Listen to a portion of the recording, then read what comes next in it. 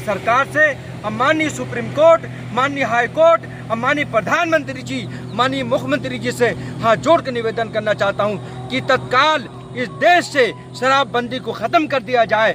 हमें ये लगता है कि यदि शराबबंदी इस देश से ख़त्म कर दिया जाएगा तो हमारा देश दुनिया का सबसे खूबसूरत देश होगा। न तो कभी इस देश में लड़ाई होगी, न कभी कोई दंगा होगा और न कभी किसी भी तरीके से बलात्कार जैसी घटनाएं होगी। इसलिए तत्काल इस पे अंकुश लगाया जाए और जितनी जल्द हो सके शराब को पूरे तौर पर बंद कर दिया जाए।